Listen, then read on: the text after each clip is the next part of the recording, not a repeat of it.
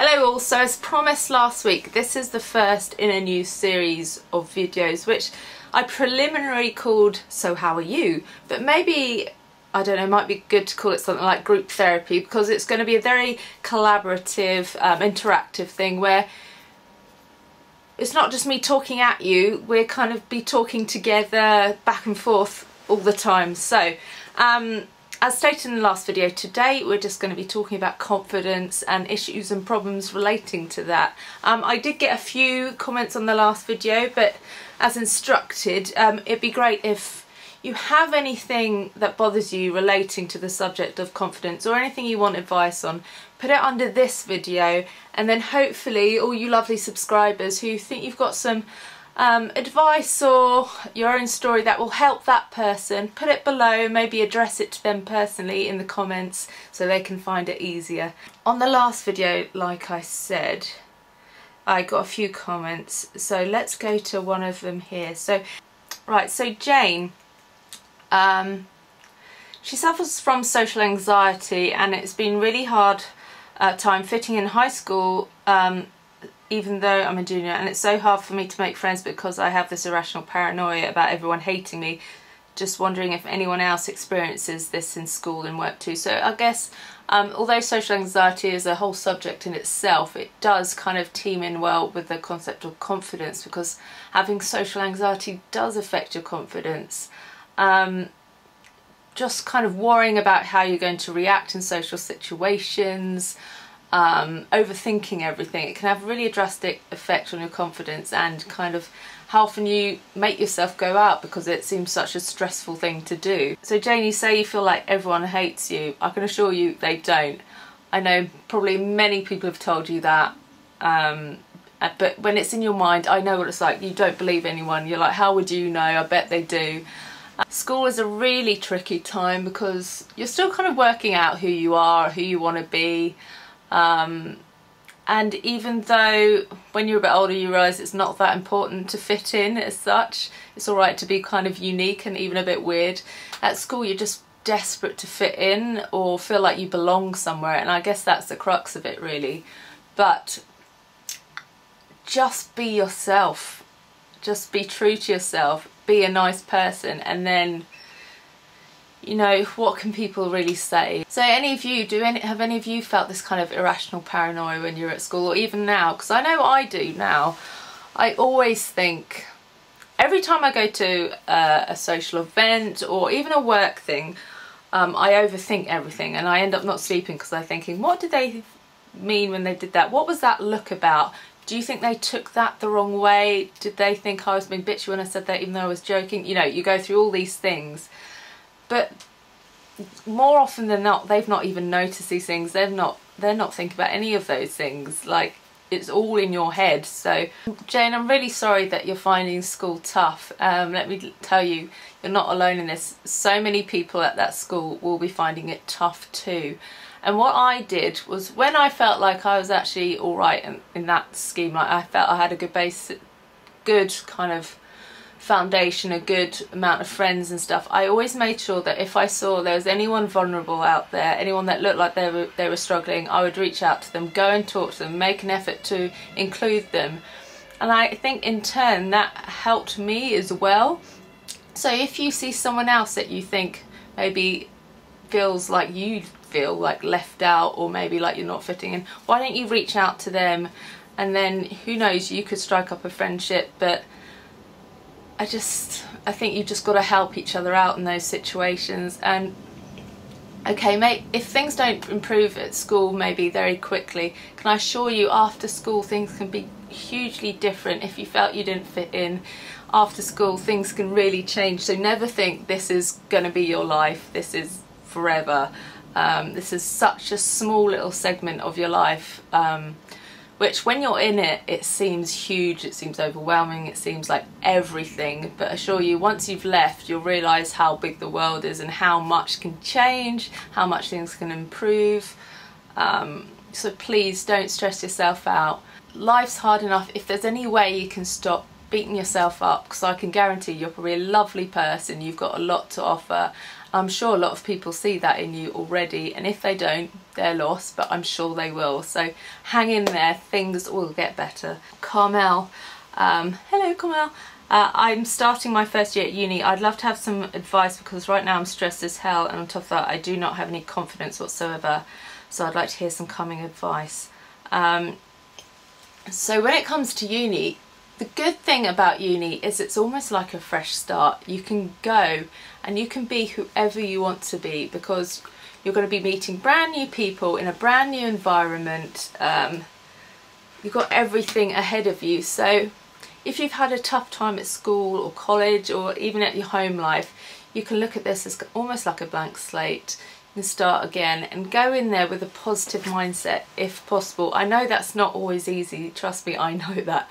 But if you can, just go in there, try and be confident, shoulders down, take a deep breath and just go in and say hi to everyone, just smile. A smile does so much you wouldn't believe, and actually forcing yourself to smile actually quite often leads to a smile, and it also relaxes the face. Actually, is it a yawn that relaxes your face? So if you're feeling tense, maybe do a big yawn. I'm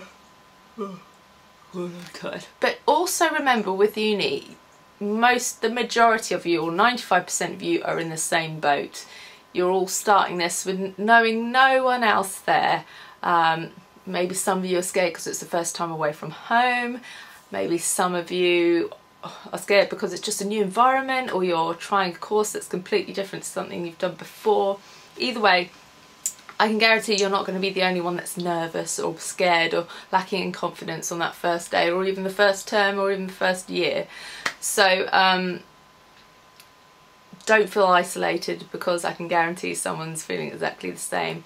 And like I said with the school thing, if you see someone there that's kind of isolating themselves, maybe sitting on their own or not kind of getting involved, why not go over to them and go, hi, do you want to come with us to the pub, or do you want to meet us before the freshers party, or just ask them a few questions about them, put them at ease, because I can guarantee putting someone else at ease will also help putting yourself at ease.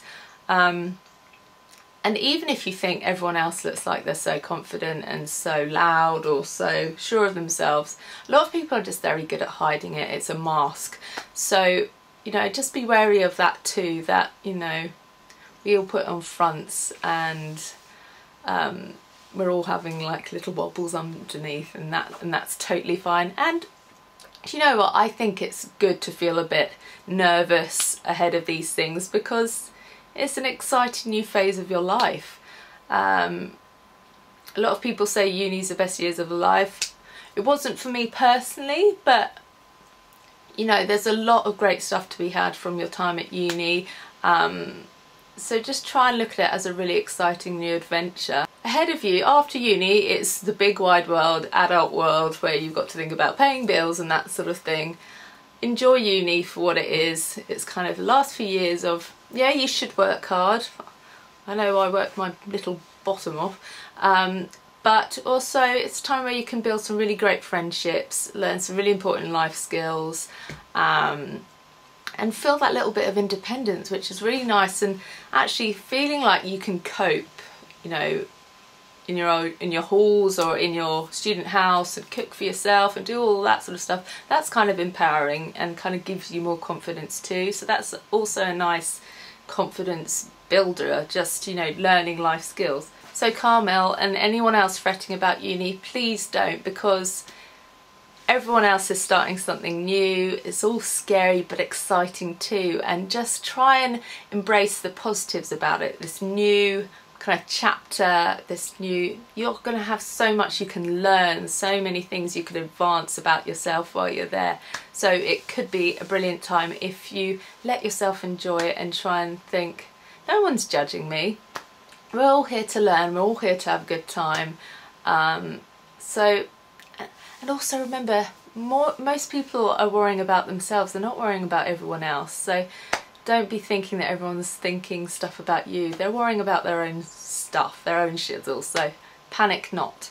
So hi Hannah, it never lets me reply to your comments on my YouTube sadly, but you're very nice to me on social media and stuff, so thank you for your support. So of course I'm gonna look into your comments. So you suffer with depression and anxiety due to your chronic fatigue syndrome, which is obviously something I can very much relate to. So your confidence is not the best at the moment. You'd like to hear some advice just when you're generally struggling. Actually, I've had this very specific struggle in the last week in particular, if I'm honest with you. The problem with chronic fatigue syndrome is it forces you to be at home for long periods of time, or out of your social circle for quite a while, or you're just less involved in the social side of things. And the longer you leave it, the more terrifying it is to go back. You feel like you don't belong in the group anymore, or you've missed so much that you can't catch up, or you just think that you're going to forget how to act in a social environment. So what I do is, if I've not been out for a while, I ease myself back into it. So I won't go to like a really scary event with loads of people I don't know, or like scary, intimidating people. I'll just go for a meal with my best friends, or go around someone's house and have a quiet night in with a pizza and a film or something like that, and just gradually build it up.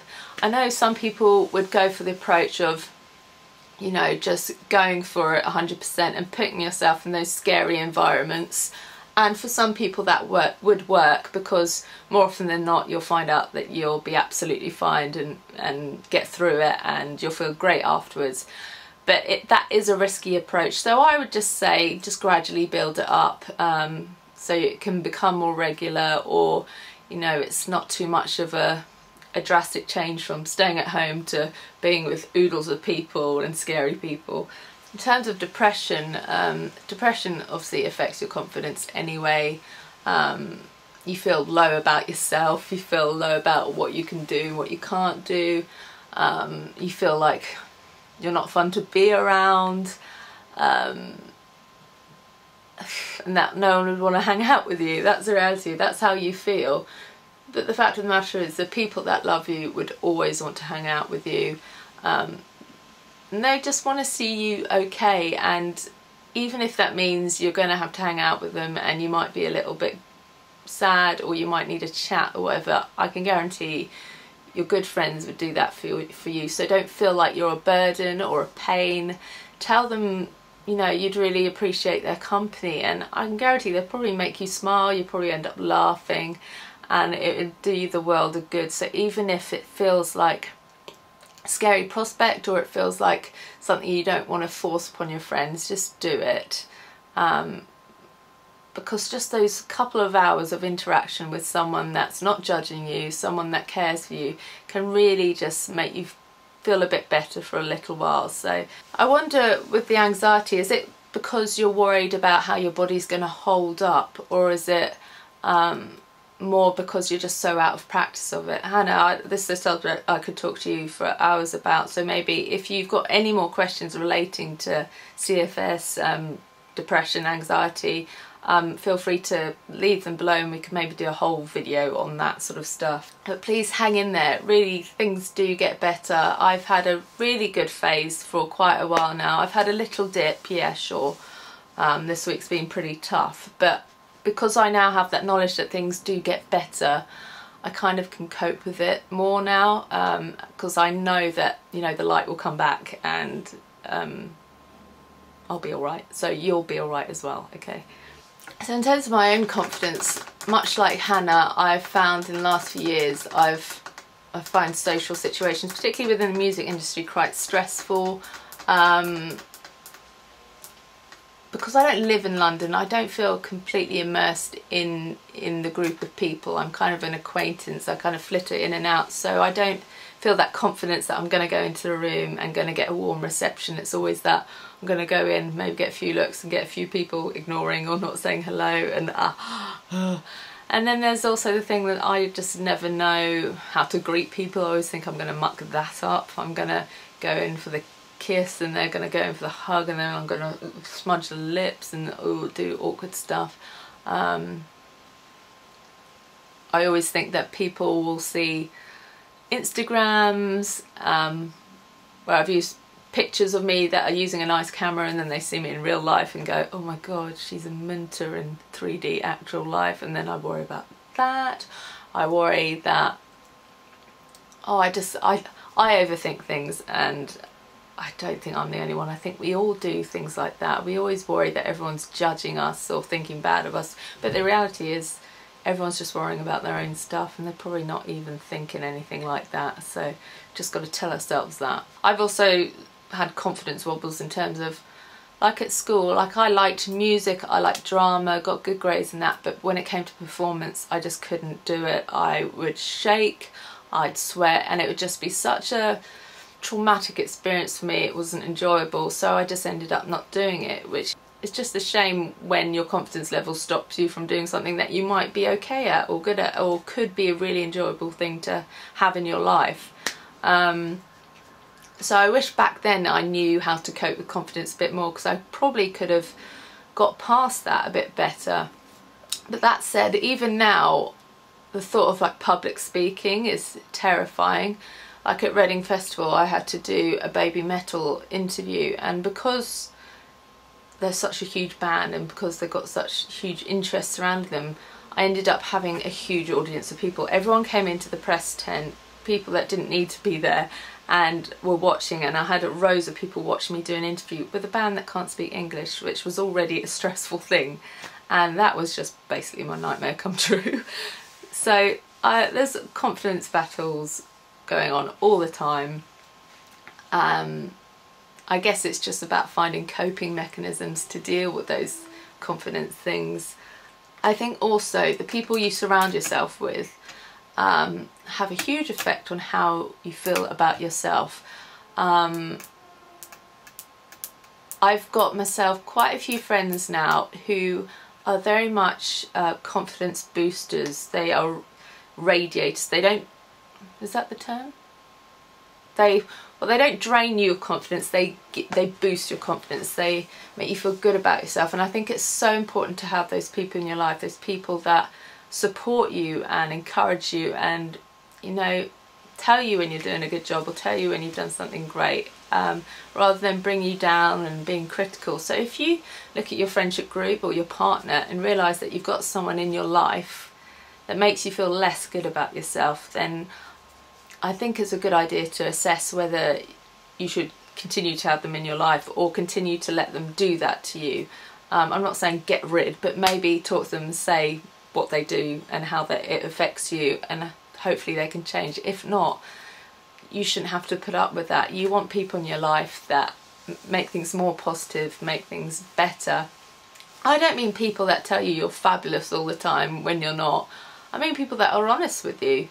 They tell you if maybe you've been a bit of a turd and you need to sort yourself out, but will also tell you when you've done a great job, or if you look great, or if they think you've worked hard on something. Yeah. But anyway, that's enough about me. Once again, I've waffled endlessly. But so this video is about you guys writing your confidence related issues below. And then we'll answer or offer you advice and hopefully help you out. A big thank you to anyone that takes the time to get involved and help some other people out. We've got to help each other out. Life can be tough, so let's do this for each other, okay? Okay, have a good day. Lots of love.